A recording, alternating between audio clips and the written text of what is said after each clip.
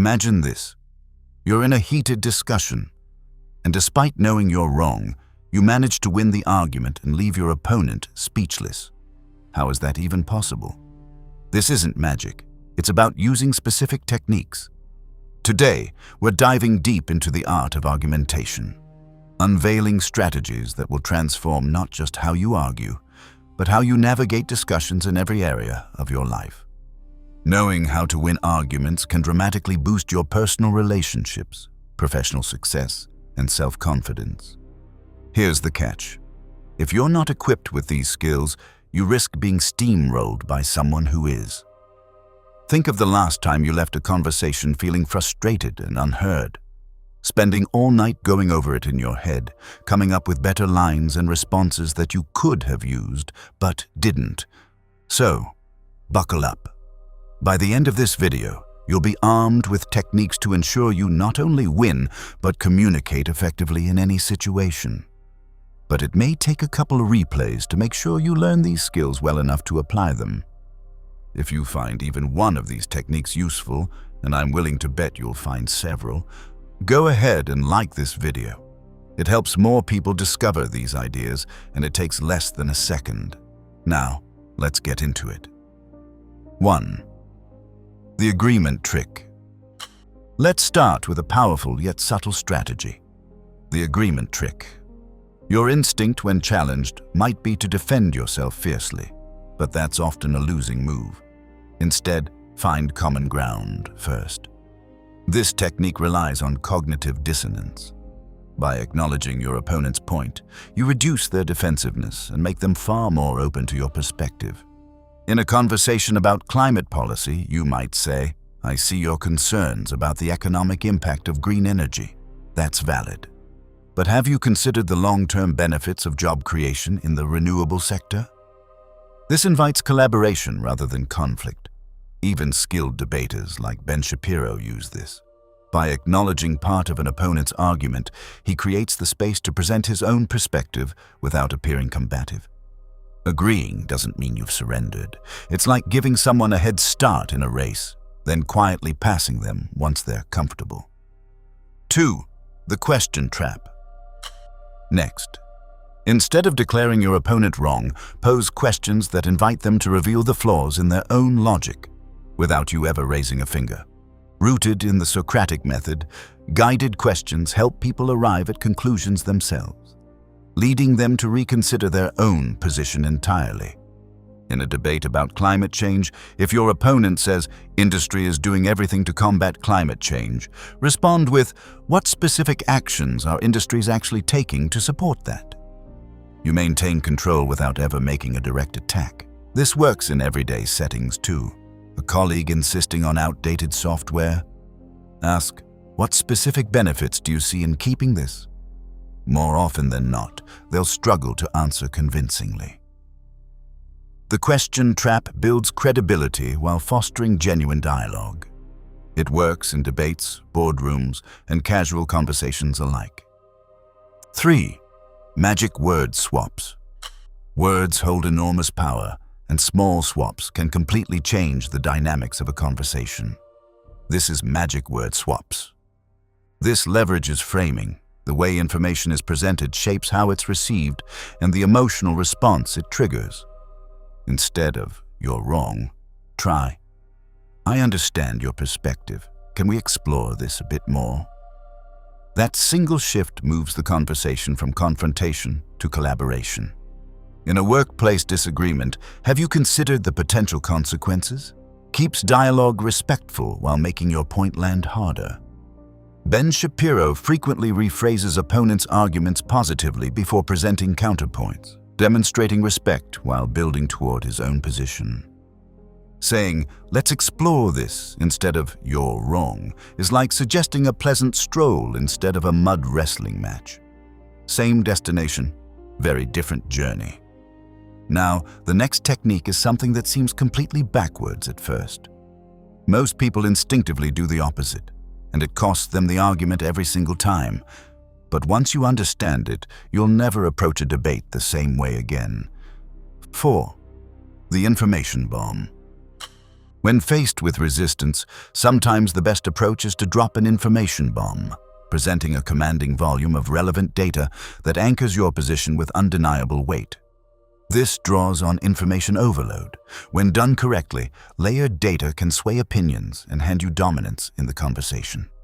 In a debate about public health, a CDC study found a 70% reduction in illness rates among vaccinated populations.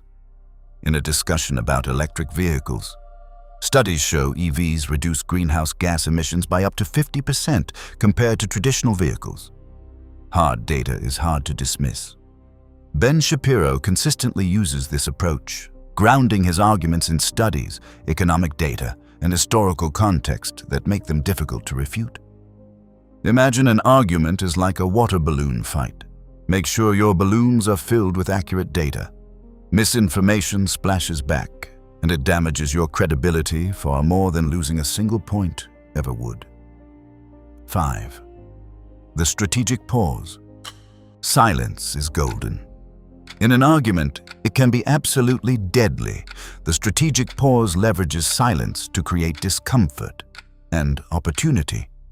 After your opponent makes a point, pause for 3 to 4 seconds while maintaining steady eye contact. That silence becomes deafening. People are instinctively compelled to fill it, and in doing so, they often contradict or undermine themselves. This works because of social anxiety. Silence makes people uncomfortable, pushing them to over-explain, exposing weaknesses in their argument more effectively than anything you could say. I once used this when a friend claimed social media was making us more connected. I simply paused. Within seconds, they were already backtracking. Well, maybe it just makes us feel connected. I hadn't said a word.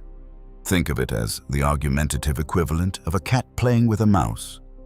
Let them squirm, then strike. 6. The magic number 3. People have a deep affinity for the number 3. Arguments structured in threes simply feel more complete and more convincing. This is the magic number 3.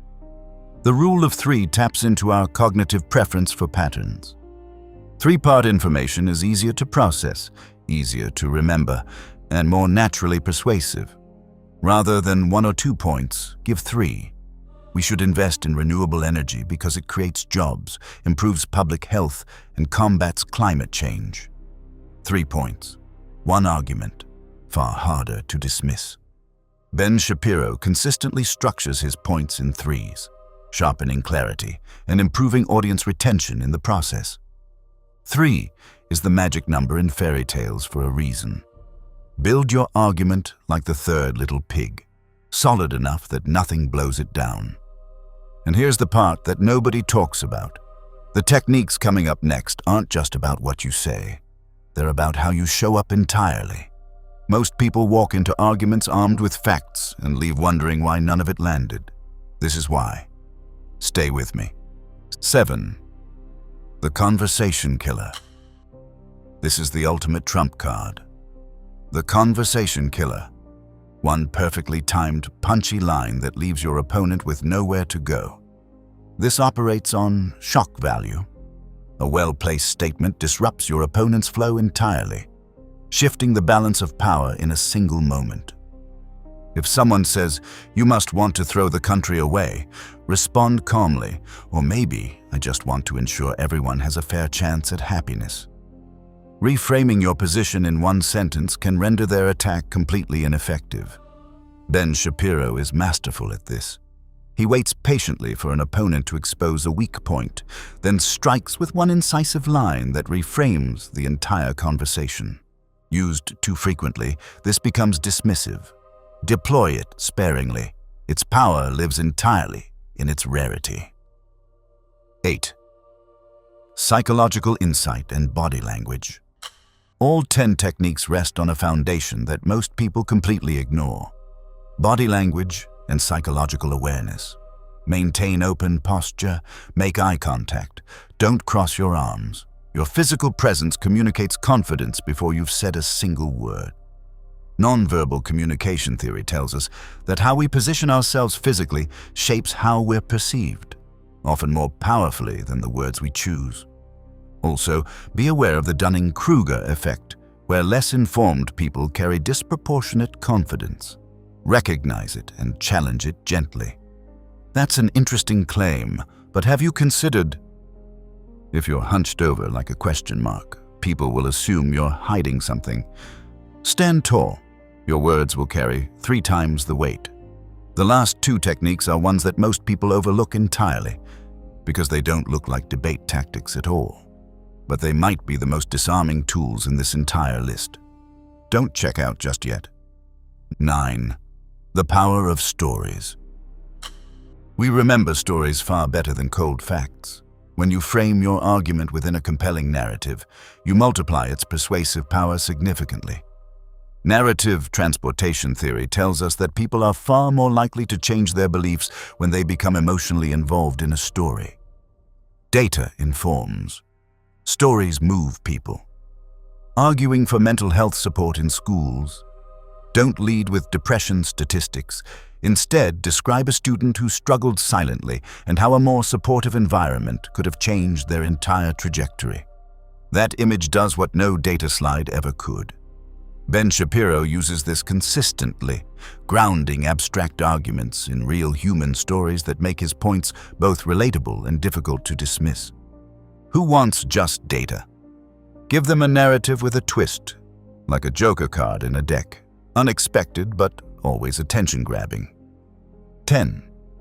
Humor as a tool. If all else fails, add a pinch of humor. It can disarm your opponent, shift the mood, and make your argument feel relatable rather than aggressive. Humor works through social bonding. It promotes camaraderie, makes you more likable, and lowers your opponent's defenses. All while your point quietly lands. In a tense debate, you might say, "I guess we'll have to agree to disagree," unless you're about to tell me the moon landing was staged. Laughter resets the room and opens the door to more productive dialogue. Ben Shapiro's sharp wit frequently diffuses tension in debates. A well-timed quip illustrates absurdity without aggression and keeps the audience on your side. Humor is powerful, but read the room. What lands in one setting can fall flat, or worse, in another. Putting it all together. The secret to winning arguments isn't about bulldozing your opponent, it's about mastering persuasive techniques, understanding human psychology, and presenting your case in a way that is engaging, credible, and memorable. 1. The agreement trick. Disarms and builds rapport. 2. The question trap. Guides opponents to self-discovery. 3. Magic word swaps. Reshape perception. Invite dialogue. 4. The information bomb. Anchor your position in undeniable facts. 5. The strategic pause. Use silence as a weapon. 6. The magic number 3. Build clarity, trust, and memorability. 7. The conversation killer. One line that changes everything. 8. Body language and psychological awareness. Win before you speak. 9. The power of stories. Move people, not just minds. 10. Humor as a tool. Disarm, connect, and land your point. Master these, and you're not just a better debater. You become a more effective communicator in every room you walk into. If this gave you something useful, a new perspective, a technique you'll actually use, share it with someone who could benefit. Subscribing takes one tap and ensures you don't miss what's coming next. And drop a comment below. I'd genuinely like to know which technique you plan to try first. The ability to express yourself clearly and persuasively is one of the most valuable skills you can develop. Take these techniques into your next conversation.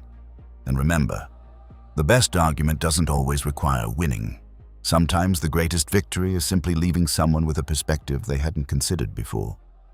Thanks for watching. See you in the next one.